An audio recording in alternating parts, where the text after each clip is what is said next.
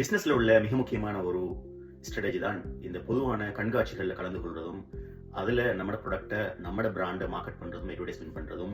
ஒரு புதிய நெட்வொர்க்கை உருவாக்கி கொள்றதும். நேத்து கத்தார் ரேசிங் கிளப்ல நடந்த கஸ்டம் ஷோல கலந்து கொண்ட போதுதான் பல நூறு கம்பெனிகள் இப்படியான ஒரு ஷோல பங்கு பற்றி அவங்களோட பிராண்டுகளை பொது உலகத்துக்கு கொண்டு வர்ற ஒரு விஷயம். இதுல கார் ரிலேட்டடான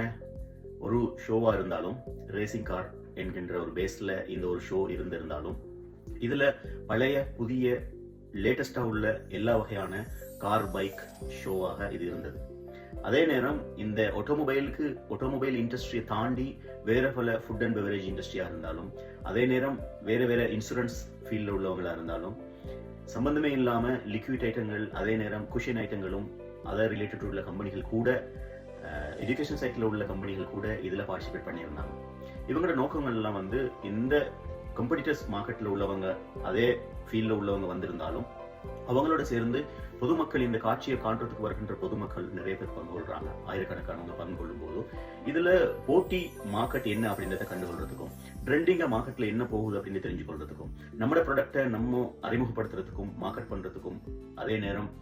ஒரு அட்வர்டைஸ்மெண்டாக இதை பார்க்கறதுக்கும்,